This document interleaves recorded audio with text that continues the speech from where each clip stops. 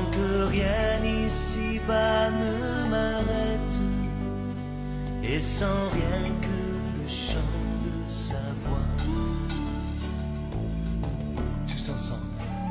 Je suis vraiment Seigneur et mon Maître, sans jamais m'éloigner de ses bras, sans que rien...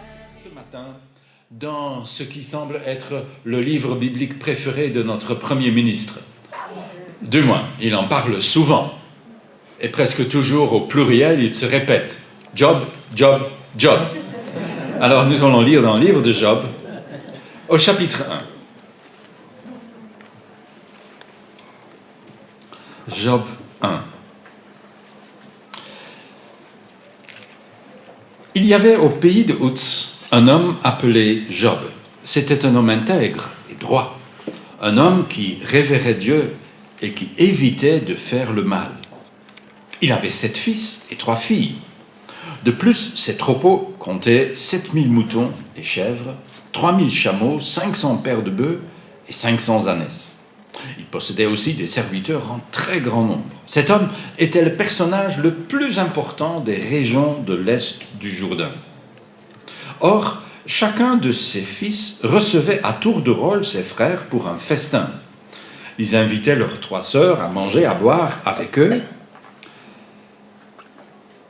J'ai perdu ma ligne. Quand ces jours de festin étaient achevés, Job faisait venir ses enfants afin d'accomplir pour eux les rites de purification. Il se levait de grand matin et offrait un holocauste pour chacun d'eux, car il se disait « Peut-être mes fils ont-ils commis quelque faute et dit du mal de Dieu dans leur cœur. » Job agissait toujours ainsi. Or, un jour, les anges de Dieu se rendirent au conseil de l'Éternel. Satan, l'accusateur, vint aussi avec eux. L'Éternel lui dit « D'où viens-tu donc » Et il répondit « Je viens de parcourir la terre et de la sillonner. » Alors l'Éternel demanda à Satan « As-tu remarqué mon serviteur Job? Il n'y a personne comme lui sur la terre. C'est un homme intègre et droit, un homme qui craint Dieu et qui évite de mal faire. » Satan lui répondit « Est-ce vraiment pour rien que Job révère Dieu? N'as-tu pas élevé autour de lui, autour de sa maison et autour de tous ses biens un rempart? Tu as fait réussir ses entreprises. Ses troupeaux se sont multipliés dans le pays, mais porte donc la main sur ses biens et sur les siens, et l'on verra s'il ne te maudit pas en face. » Alors l'Éternel dit à Satan, « Tous ces biens sont en ton pouvoir, ainsi que les siens, mais ne porte pas la main sur sa personne. » Alors Satan se retira de la présence de l'Éternel. Or, un jour, les fils et les filles de Job s'étaient mis à manger et à boire du vin ensemble chez leur frère aîné. C'est alors qu'un messager vint trouver Job et lui annonça « Les bœufs étaient en train de labourer et les ânesses paissaient à leur côté quand les Sabéens se sont jetés sur eux et s'en sont emparés. Ils ont massacré tes serviteurs. Je suis le seul qui ait pu leur échapper et je viens t'annoncer la nouvelle. » Il n'avait pas fini de parler qu'un autre messager arriva et annonça « La foudre est tombée du ciel. Elle a foudroyé tes brebis et tes serviteurs. Elle a tout consumé. Je suis le seul qui ait pu échapper et je viens t'annoncer la nouvelle. » Il parlait encore lorsque un autre messager arriva et annonça « 3 bandes de Chaldéens se sont jetés sur les chameaux et s'en sont emparés. Ils ont massacré tes serviteurs. Je suis le seul qui ait pu leur échapper et je viens t'annoncer la nouvelle. » Il parlait encore lorsque un autre messager arriva et annonça « Tes fils et tes filles étaient en train de manger et de boire du vin ensemble chez leur frère aîné, lorsque un vent très violent s'est levé du côté du désert. Il s'est rué contre les 4 coins de la maison qui s'est effondré sur tes enfants. Ils sont tous morts. Je suis le seul qui ait pu m'échapper et je viens t'annoncer la nouvelle. »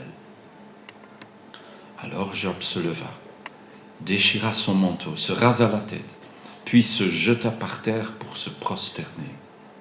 Et il dit, « Je suis sorti nu du ventre de ma mère, et j'y retournerai nu. L'Éternel a donné, l'Éternel a repris. Que l'Éternel soit loué. » Au milieu de tous ces malheurs, Job ne commit pas de péché et n'attribua rien d'inconvenant à Dieu. Jusque-là. Seigneur, que ta parole puisse nous être utile, parler à notre cœur, que par ton esprit tu nous éclaires, afin que nous puissions en apprendre ce que nous devons en apprendre, que nous puissions mettre en pratique ta sainte parole, pour nous comme pour nos enfants. Au nom de Jésus. Amen. Voilà le chapitre avec lequel j'ai commencé ma lecture biblique cette année au jour de l'an. Vous allez me dire, c'est mal choisi, mais je n'ai rien choisi du tout. C'est que la veille de l'an, j'avais terminé le livre de Néhémie qui précède. Et à prime abord, ce n'est pas un des textes les plus encourageants de l'Écriture. Vous êtes bien d'accord avec moi. En fait, nous nous souhaitons la bonne année et nous formulons nos vœux pour que ça n'arrive pas. Qui voudrait que ça lui tombe dessus? Mais personne. C'est une horreur.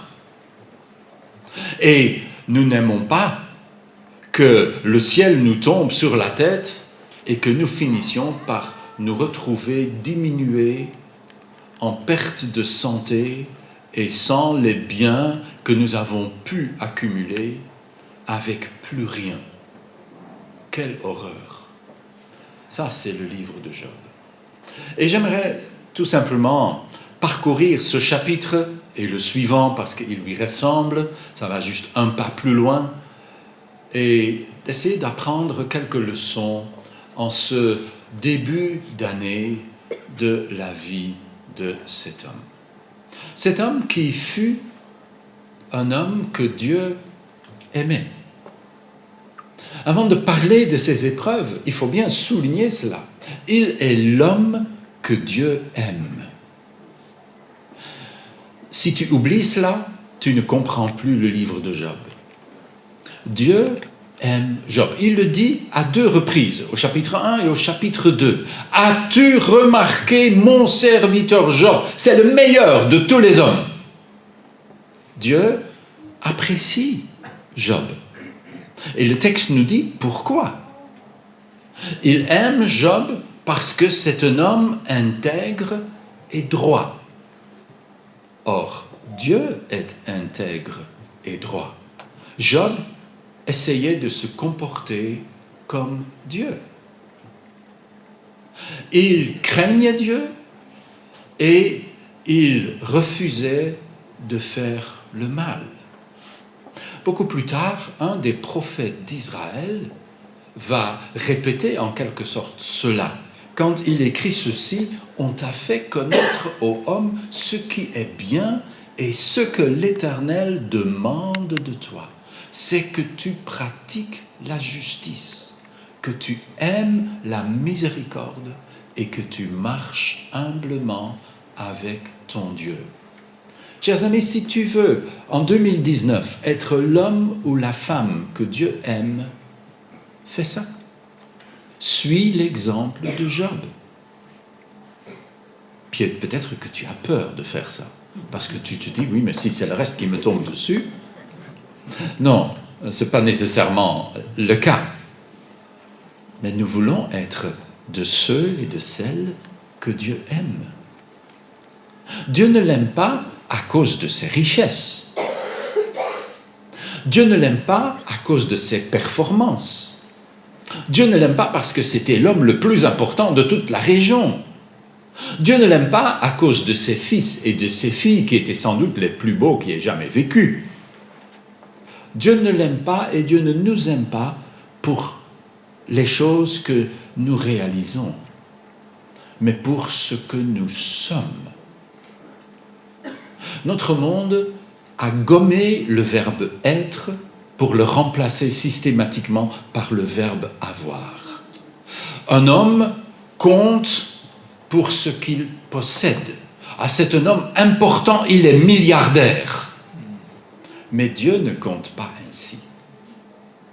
Il y a bien sûr des gens qui disent, oui, mais si Dieu t'aime, si tu as une bonne réputation auprès de Dieu, si tu fais des choses pour Dieu, Dieu va te bénir au-delà de toute mesure et tu deviendras riche.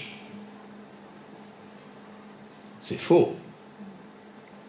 Dans ce cas-là, nous serions tous riches. Qui sont riches parmi nous? Bon, que Gary, on va se trouver à la fin. Nous ne sommes pas riches. Ceux qui enseignent que c'est ainsi, eux sont riches. J'ai eu sous les yeux cette semaine une liste de grands évangélistes. Ne direz pas leur nom, vous finiriez par être choqués. Mais ils sont très connus. Et ils sont tous multimillionnaires. Parce qu'ils ont tous su profiter de l'argent des gens qu'ils ont manipulés. Et ils ont réussi le grand miracle de transférer l'argent de leur poche dans le leur. Mais c'est des impies. Je ne sais pas ce qu'il en est de leur salut, ce n'est pas mon affaire. Mais ce sont des impies. Et un jour, ils trouveront Dieu sur leur chemin. On ne peut pas utiliser le nom de Dieu pour son enrichissement personnel. Celui qui fait ça va trouver Dieu comme son ennemi. Est-ce que les richesses de Job étaient le résultat de sa piété? Ah, c'est ce que dit le texte, non? Je vais vous relire, verset 10. N'as-tu pas élevé comme un rempart de protection autour de lui? Tu as fait réussir ses entreprises. Ah, Job est aimé de Dieu et Dieu fait de lui un riche. Il y a juste un hic avec une telle conclusion. Vous savez qui parle au verset 10?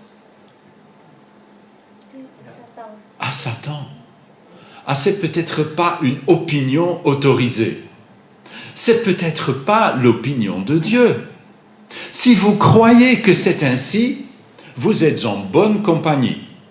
Satan est d'accord avec vous. C'est bien. Si vous dites, c'est quand même un peu douteux d'avoir le même avis que Satan, dites-vous bien que peut-être que ce n'est pas ainsi. Dieu n'est pas avant tout très intéressé par notre bien-être matériel. Ce n'est pas son souci.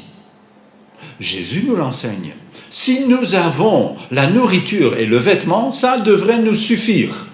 On a lu, Pierre s'y est référé tout à l'heure, en Matthieu 6. Dieu n'est pas intéressé de faire de nous des gens riches. Si c'était votre idée, vous vous êtes trompé de religion. Dieu ne fait pas ça. Ce n'est pas son intérêt. Parce que Jésus dit que les riches entreront difficilement dans le royaume de Dieu. Alors, Dieu veut que les gens soient en masse dans le royaume de Dieu. Alors, il va veiller à ce qu'ils ne soient pas trop riches. Parce que les riches, eux, ils rentrent difficilement.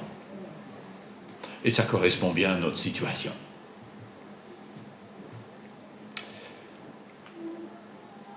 Un homme que Dieu aime.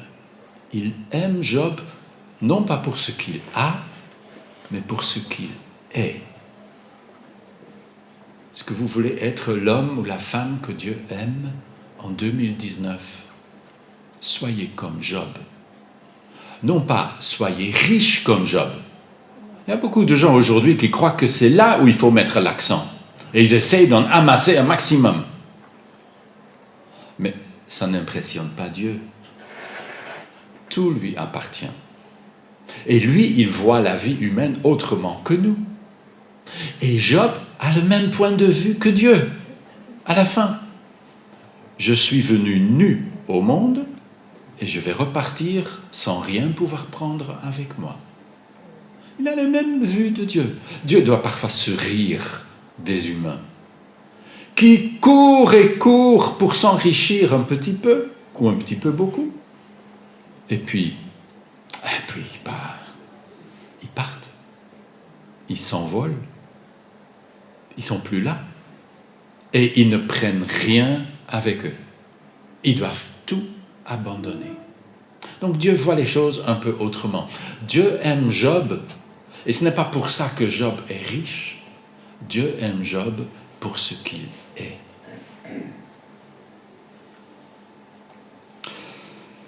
Il y a un autre point, bien sûr, dans la vie de Job. Peut-être encore deux. Il nous est dit qu'au verset 5, que quand ses fils se réunissent, il les rassemble après et il agit juste au cas où ils auraient péché. Et il dit, Job agit toujours ainsi. Vous voyez la stabilité de cet homme? Nous sommes instables. Nous sommes instables et nous agissons souvent par impulsion. Ah, aujourd'hui, j'avais envie de venir au culte, j'y suis. Dimanche prochain, j'aurai sans doute envie d'aller ailleurs, donc j'irai ailleurs. Et le dimanche après, j'ai envie de rester dans mon lit, donc je resterai dans mon lit. Nous sommes comme ça. Pas Job. C'est un homme stable. Il agit toujours ainsi. C'est un homme fidèle à ses habitudes. C'est un homme fidèle à Dieu. Dieu aime des gens comme ça. Ça, c'est évident. Un homme qui fait le bien. Plus tard, dans le livre de Job, vous pouvez lire le résumé de son témoignage qu'il donne lui-même au chapitre 29. J'ai mis la référence sur la feuille. Un homme remarquable. Un homme qui agissait comme Dieu parce qu'il aimait Dieu de tout son cœur. Et puis, bien sûr, il y a encore un point à ajouter. L'homme que Dieu aime, c'est l'homme qui a un ennemi. Ça, c'est la deuxième partie de ce chapitre. C'est évident. Job a un ennemi. Il suffit de voir comment Satan agit pour se dire Satan n'est pas un grand ami de Job. Satan ne veut que le mal. Les bons vœux de Nouvel An, Satan ne connaît pas. Il n'a que des mauvais vœux. Enlève-lui tout ça, et puis tu verras bien que sa spiritualité va imploser. Il ne tiendra pas une minute. Tout ça tient parce que tu le lui vaux bien. Il est un homme avec un ennemi puissant. C'est peut-être aussi pour ça qu'il est l'ami de Dieu. Parce que ne dit-on pas que les ennemis de mes ennemis sont mes amis? Et que les ennemis de mes amis sont mes ennemis? C'est juste. Nous aussi, nous avons un ennemi puissant. Quelqu'un qui ne nous a pas en odeur de sainteté. Voyez avec quelle indifférence Satan parle de Job. Il ne l'intéresse pas. Il n'en a rien à cirer de Job. C'est Dieu qu'il cherche à atteindre en atteignant Job. Alors, Dieu lui donne une liberté d'action. Et ça ouvre bien sûr le deuxième chapitre dans la vie de Job. L'homme que Dieu éprouve. C'est pas facile ça. Avant de protester que ce n'est pas Dieu qui l'éprouve, laisse-moi lire ces deux versets terribles. Dieu dit à Satan, « Tous ces biens sont en ton pouvoir, ainsi que les siens. » Et au chapitre 2, quand il va jouer sur la santé de Job, Dieu dit au verset 6, « Il est en ton pouvoir. » C'est terrible quand Dieu dit de quelqu'un à Satan, « Il est en ton pouvoir. » Job s'est senti abandonné. Il le dit dans son livre, par exemple dans ce texte où il écrit « Je suis tout seul avec moi-même. Ça, c'est être seul. Quand il n'y a plus personne. Ses enfants sont perdus, ses serviteurs sont morts, et sa femme est devenue une idiote. Alors il est seul. Seul avec lui-même. Ce n'est pas à cause de la famille. Job ressent la solitude vis-à-vis de Dieu. Dieu n'est pas là. C'est pas possible que cela m'arrive. Je suis conscient de rien. Je n'ai fait rien qui puisse susciter cela. Dieu m'a abandonné. C'est terrifiant. Vous savez, c'est là où vous et moi, on est complètement différents de Job. Nous ne sommes pas meilleurs. Nous sommes peut-être moins bien. Mais nous sommes différents à cause de quelque chose qui a été fait pour nous et qui n'était pas encore fait pour Job. Nous ne serons jamais seuls parce que Christ a pris notre châtiment et notre solitude sur la croix. Et il a été abandonné de Dieu pour nous. Il est, dans quelque sorte, le Job du Nouveau Testament. Il est plus grand que Job. Il a peut-être encore davantage souffert que Job. Parce que Job se croit abandonné, mais il n'a jamais été réellement abandonné. Nous ne serons jamais abandonnés. La Bible dit cela. Je ne te délaisserai jamais. Hébreux 13. Il est l'homme que Dieu éprouve, parce que Satan reçoit sa liberté d'action par Job, par Dieu. Sans cela, Satan ne peut rien faire. C'est pour cela que ce n'est pas Satan qu'il faut craindre. Il faut le respecter, mais il ne faut pas le craindre. Nous verrons quelque chose à ce sujet tout à l'heure. Job va être éprouvé. Ce n'est pas à quoi vous pensez quand vous lisez ce chapitre. La chose qui m'a frappé en relisant ce texte, c'est combien les choses qui l'atteignent sont normales. Il n'y a rien de très extraordinaire. Ce sont des choses, mes amis, qui arrivent tout le temps. Mais pas tous à la même personne en une fois. Là, Job est un peu exceptionnel. Mais sinon, ces choses sont les choses normales de la vie. Les Sabéens et les Chaldéens, vous dites « Oh, mais moi je ne connais pas, ça ne m'est jamais arrivé. » Tant mieux pour vous. Mais aujourd'hui, bien sûr, les Sabéens et les Chaldéens n'ont pas le même nom. Mais pourquoi croyez-vous que le docteur Mukwege doit réparer les femmes du Kivu? Pas à cause des Sabéens et des Chaldéens. Oh, ils portent un autre nom au Congo. Oui, mais c'est la même chose. Pourquoi y a-t-il tant de vols, de viols, de violences dans cette terre ravagée par la guerre? Les Sabéens et les Chaldéens. Aux différents siècles, ils portent des noms différents. Mais l'effet est exactement le même. Ravager, prendre ce qui est à vous et tuer allègrement ceux qui vous sont chers. Ça, c'est la guerre. C'est pour ça qu'un chrétien ne fait pas la guerre. Le chrétien est appelé à aimer ses ennemis. Les Sabéens et les Chaldéens. Pourquoi est-ce que vous avez une serrure sur votre porte? Les Sabéens et les Chaldéens. Et peu importe comment on les appelle aujourd'hui. Mais vous savez bien que vous ne pouvez pas faire confiance à vos semblables. Si vous vivez avec tout ce que vous avez, avec une porte que n'importe qui peut enfoncer, ben vous ne serez plus en sécurité. Donc vous mettez une serrure.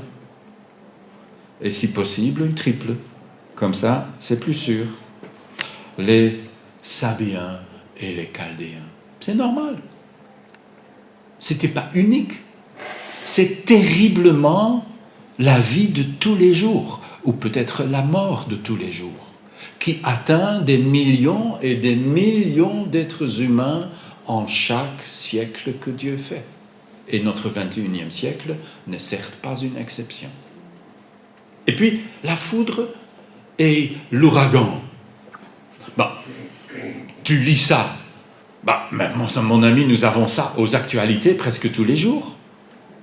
Qu'il y a un ouragan qui détruit telle région côtière, une inondation ou un tsunami ou un tremblement de terre qui fait ça ailleurs, ces choses-là, par la nature, ça arrive tout le temps.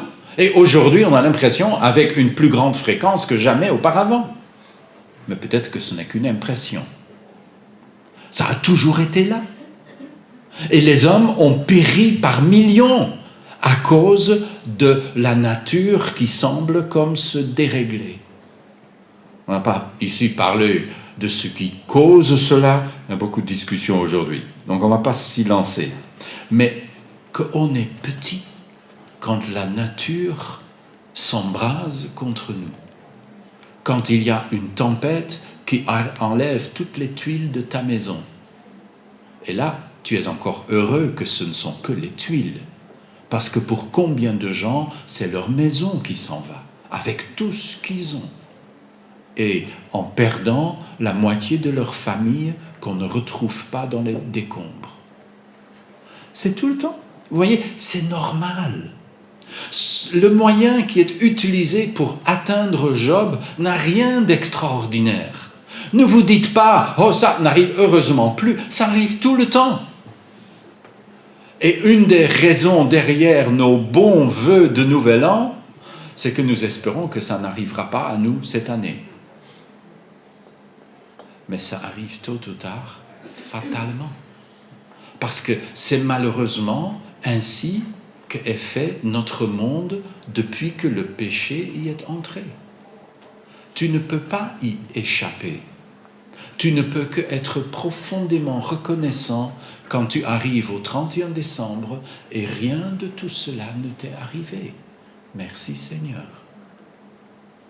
Mais ce n'est pas une garantie que la nouvelle année sera tout aussi intacte au 31 décembre. À cela s'ajoute la maladie.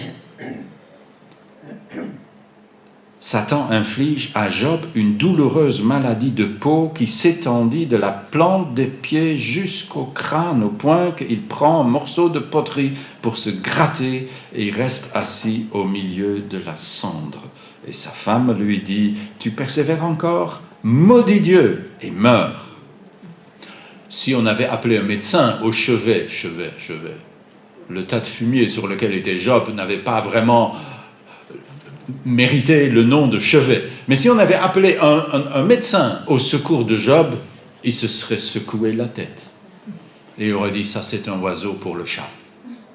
Quand tu subis tout ça, ton cœur est brisé. Si en plus tu es malade, je ne miserai pas un copec sur la survie de celui-là. Ça prouve que parfois les médecins sont complètement à côté de leur affaire. Parce que Job a encore vécu plus de 150 ans après tout cela. Donc, bon, la longue vie, c'était encore possible. Mais humainement parlant, il n'y avait pas d'espoir. Comme ce frère, de qui j'ai eu un mail cette semaine. Il est pasteur dans les Flandres. Lui aussi actif au-delà de sa retraite. Et il s'est retiré du conseil dans lequel on se rencontrait régulièrement. Et il écrivait, « Ah, en octobre, j'ai été voir mon médecin, j'avais des plaintes sur la partie gauche de mon cœur, un peu bizarre. On a fait des examens et il se fait que j'ai un cancer généralisé. On me traite, mais médicalement, il n'y a plus rien à faire. » Job. Ça arrive tout le temps. C'est rien d'extraordinaire. Il y a des millions de gens qui se meurent de maladie. On a peut-être raison de dire aux gens « bonne année et bonne santé ». Ça paraît rien, mais ça c'est parce que tu es en bonne santé. Alors tu n'y penses pas, mais sois malade. Là, bonne santé, ah oui, je voudrais bien. Je serais heureux si en 2019, je pourrais retrouver la bonne santé. Job, sa nouvelle année était mauvaise, franchement mauvaise. Il n'aurait jamais pu avoir pire. Job ignorait complètement la cause, comme nous. Quand tu tombes malade, tu ne peux pas dire « Ah, c'est à cause de ça ». Il y a de ces impies qui répandent la bonne nouvelle. « Ah, si tu es malade, c'est parce que tu es pécheur. Tu es en bonne compagnie. » Les amis de Job croyaient cela. Les amis de Job vont lui dire « Écoute, repens-toi, parce que toi ou tes enfants, vous avez vraiment foutu, hein, comme je le pense, alors repens-toi et tu verras, le soleil se remettra à briller. » Mais à la fin de l'histoire, Dieu juge ses amis. Il dit « Vous n'avez pas parlé bien de moi. Allez chercher un sacrifice et allez chez mon ami Job pour qu'il le sacrifie pour vous, pour que je vous pardonne. » Donc, les avis des amis de Job, ça ne doit pas être nos avis. Non, la plupart du temps, nous ignorons. On ne sait pas. Parfois, on est conscient. Ah oui, j'ai fait ce qu'il ne fallait pas. Le texte de l'Écriture nous le rappelle sur la Sainte Seine. Il y a des situations où il vaut mieux s'abstenir. Sinon, tu manges et bois un jugement contre toi-même. Alors là, tu le sais.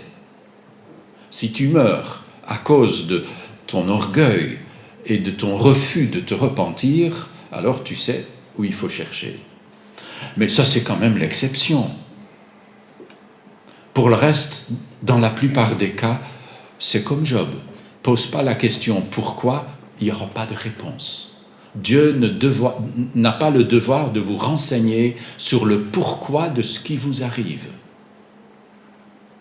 Il ne le fait même pas avec Job. Même à la fin, Dieu ne va pas dire « Job, maintenant je vais te renseigner. Je ne sais pas qui a écrit le livre de Job et d'où il a tiré ses renseignements, mais Job ne le savait pas. Sinon, il aurait vécu ça facilement. « Ah ah, tu m'auras pas! Tu m'as enlevé mes enfants, alléluia, je tiens debout !» Mais Job n'avait pas cœur à dire alléluia. Mais il reste fidèle à Dieu. Et il n'inscrit rien d'inconvenant à Dieu. Cette maladie terrible dont il souffre et qui le traîne pendant des mois, c'est écrit dans son livre, chapitre 7. Qu'est-ce que nous amènera 2019 ? Vous en savez autant que moi. Rien. On ne sait pas. Peut-être que ce sera la meilleure année jamais. Peut-être que ce sera la pire année jusqu'ici. Peut-être que ce sera une année ordinaire. On ne sait pas. Mais on peut apprendre de Job. Quelques leçons par lesquelles j'aimerais terminer pour nous aider au travers de cette nouvelle année. Tout d'abord, tu n'auras jamais Dieu dans ta poche. Tu ne peux pas déterminer « Ah, Dieu va faire ça. Puisque moi j'ai fait ceci, Dieu fera cela. » Ça, c'est penser que tu as Dieu dans ta poche. Dans ce cas-là, Dieu serait ton serviteur, manipulable à volonté. « Seigneur, je voudrais 1 million, je vais te donner 100 000 euros. » Ça, c'est acheter Dieu. Ne pense pas que ça tombera bien auprès de Dieu. Tu n'auras jamais Dieu dans ta poche. Tu as besoin de plus d'humilité. On le connaît à peine. On ne connaît de lui que le peu que nous en dit la Bible, le peu qu'il a daigné révéler de lui-même. Le reste, nous le saurons peut-être un jour, quand nous le verrons tel qu'il est. Mais jusque-là, on n'en sait que peu de choses. Luttons donc contre notre prétention, comme si on a Dieu dans notre poche. Il n'y a qu'une chose dont nous pouvons être certains, c'est que nous aurons des épreuves. Hébreu nous dit que c'est Dieu qui nous traite en fils et en filles. Dieu juge que nous avons besoin d'épreuves. Dieu juge que vous avez besoin d'épreuves. Et moi tout autant. C'est pas plaisant.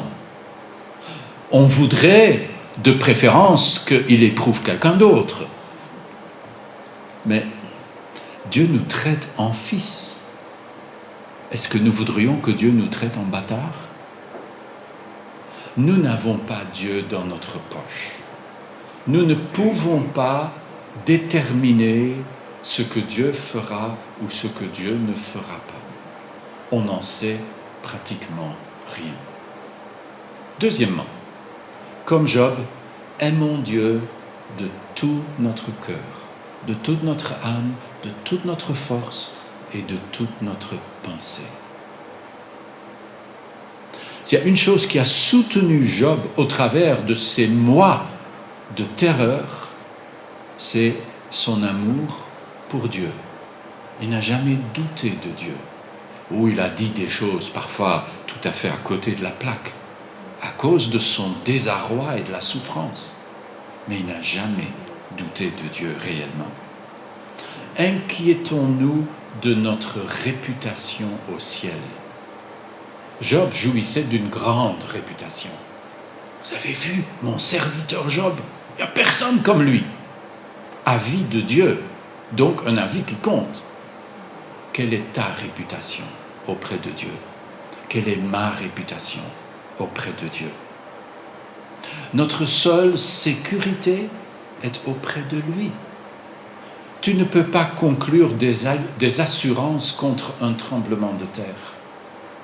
Tu ne peux pas t'assurer auprès d'Étias contre la foudre. Tu pourrais tout juste t'assurer contre certaines conséquences. Mais si à cause d'un tremblement de terre, tu as perdu tes enfants, tu ne peux pas aller au bureau de réclamation Étias et dire « Vous devez me rendre mes enfants parce que c'est dans le contrat. » Tu ne peux pas. Notre seule sécurité est auprès de Dieu. C'est pour ça que Jésus dit ceci. Ne craignez donc pas ceux qui peuvent tuer le corps, mais qui n'ont pas le pouvoir de faire mourir l'âme. Craignez plutôt celui qui peut vous faire périr corps et âme en enfer. Autrement dit, Dieu. Ne vend-on pas une paire de moineaux pour un sou? Et pourtant, pas un seul d'entre eux ne tombe à terre sans le consentement de votre Père. Quant à vous, même les cheveux de votre tête sont tous comptés. N'ayez donc aucune crainte, car vous avez plus de valeur que toute une volée de moineaux. Jésus semble se contredire. Il dit « craignez plutôt » et puis il dit « n'ayez aucune crainte ». Mais bien sûr, on comprend. Ceux qui craignent Dieu n'ont pas besoin d'avoir des craintes ici-bas. Ceux qui ne craignent pas Dieu n'ont que à craindre 1001 choses qui vont leur arriver tôt ou tard. Craignons Dieu. Aimons-le de tout notre cœur, de toute notre âme, de toute notre force et de toute notre pensée. Et troisièmement, ne désespère jamais de Dieu. Moi, je ne sais pas ce qui va m'arriver, vous ne savez pas ce qui va vous arriver pendant cette nouvelle année. Ne désespère pourtant jamais de Dieu. Même si tu es au plus fort de la tempête, même si plus rien ne semble tenir debout, comme cette dame, vous vous rappelez, cette dame haïtienne, dernière survivante du grand tremblement de terre de 2010, je pense, qui, sortant des décombres, chante « Si la mer se déchaîne, si le vent souffle fort, si ta barque t'entraîne, n'aie pas peur de la mort. Il n'a pas dit que tu coulerais. Il n'a pas dit que tu sombrerais. Il a dit « Allons, de l'autre bord. Tu vois, comme Job, on peut avoir confiance. Il ne faut pas désespérer de Dieu. Il n'a pas encore dit son dernier mot. Ne le traitons pas mal parce qu'on souffre. Apprenons de Job, qui a souffert bien plus que nous et qui n'a jamais maltraité Dieu de sa bouche ou de sa pensée. Pensons à ce que dit l'apôtre Pierre, et j'aimerais terminer avec cela. Quand vous aurez souffert un peu de temps, même pour Job, c'est comme ça. Des mois de souffrance indicible, mais après, il a eu encore 7 fils et 3 filles, et une fois qu'il les a engendrés, il a encore vécu 140 ans. Après que vous aurez souffert un peu de temps, Dieu, l'auteur de toute grâce, qui vous a appelé à connaître sa gloire éternelle dans l'union à Jésus-Christ, vous rétablira lui-même. Il vous affermira, vous fortifiera et vous rendra inébranlable. Alors, nous n'avons pas besoin de craindre ce qui pourrait nous arriver. On peut au moins être soulagé que probablement ce qui est arrivé à Job, ça risque pas trop de nous arriver. Ça, c'est quand même exceptionnel. Mais quoi qu'il arrive, le même Dieu qui était avec Job est avec nous. Et il nous rendra inébranlables. Nous pouvons donc avoir une pleine confiance, comme nous allons le chanter. Celui qui met en Jésus une pleine confiance, jamais ne chancelle plus, complète est sa délivrance. Dans les jours d'adversité, quand tu sens gronder l'orage, quand Satan veut te troubler, enlever ton espérance, ton passé te reprocher, par la foi nous marcherons, par la foi nous triomphons. Prions. Seigneur notre Dieu, merci pour ta parole, pour les encouragements que nous y trouvons, pour le réalisme de ta parole. Seigneur, ta parole, ce n'est pas de la tarte au ciel pour un jour, mais c'est ta présence aujourd'hui et tous les jours. Seigneur, nous savons bien que tu ne nous as pas garanti un voyage sans secousse, mais tu nous garantis en Jésus ton Fils une arrivée au bon port. Et Seigneur, après tout, c'est peut-être la seule chose qui importe vraiment. Alors aide-nous à vivre pour toi, à être les hommes et les femmes que tu veux que nous soyons. Et Seigneur, que par ton esprit, tu puisses nous conduire à travers les 365 jours de cette année. Au nom de Jésus. Amen. Allons-nous lever et chanter ensemble.